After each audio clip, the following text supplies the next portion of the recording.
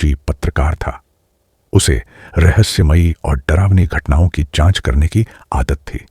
उसकी भांजी मनाहिल कॉलेज में पढ़ती थी और ऑडियो एडिटिंग में माहिर थी। एक रात मनाहिल अपने कमरे में लैपटॉप पर काम कर रही थी। घड़ी में 1:13 बजे थे। जैसे ही उसने हेडफोन लगाया, अचानक उसमें एक अजीब सी आवाज सुनाई दी। यह रेडियो स्टेशन 13 है। अगर आप यह सुन रहे हैं तो आप चुने जा चुके हैं। मनाहिल डर गई और तुरंत शान को फोन किया।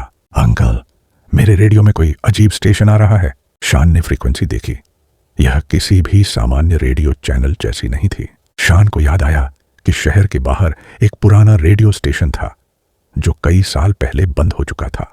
दोनों ने तय किया कि वे वहां जाकर सच जानेंगे। रात के अंधेरे में वे स्टेशन के बाहर खड़े थे। इमारत जर्जर थी, खिड़कियां टूटी हुई थीं और आसपास जंगली घास उगी हुई थी। हवा में ठंडक और हल्की सी धूल उड़ रही थी। जैसे ही वे अंदर घुसे, उन्हें अजीब सी ठंडक महसूस हुई। स्टूडियो में रखा माइक अपने आप चालू हो गया और लाल बत्ती चमकने लगी। स्पीकर से आवाज आई, शान, मनाहिल, हम आपका इंतजार कर रहे थे। अब चीजें और अजीब होने लगीं। शान अपने EME मीटर और साउंड रिकॉर्डर से कमरे की जांच करने लगा।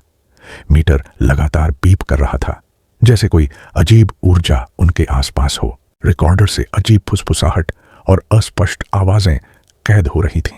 कमरे में अचानक पुरानी रिकॉर्डिंग टेप्स खुद ब खुद बजने लगीं, जिनमें किसी का डरावना हंसी सुनाई दे रहा था। मनाहिल ने डर के मारे अपने हेडफोन लगाया और अचानक आवाज स्पष्ट सुनाई दी, तुम दोनों यहां क्यों आए हो? अब तुम भी हमारे साथ रहोगे। दोनों ने देखा कि उनके साये के अलावा एक तीसरा बड़ा और अजीब साया धीरे धीरे उनके पीछे चल रहा है। अंकल, यह हमारा पीछा कर रहा है। मनाहिल, वे भागने लगे। जितनी तेज वे दौड़े, साया उतना ही पास आता। कॉरिडोर में खिड़कियां खुद ब खुद बंद होने लगीं, जैसे कोई उन्हें फंसाने की कोशिश कर रहा हो।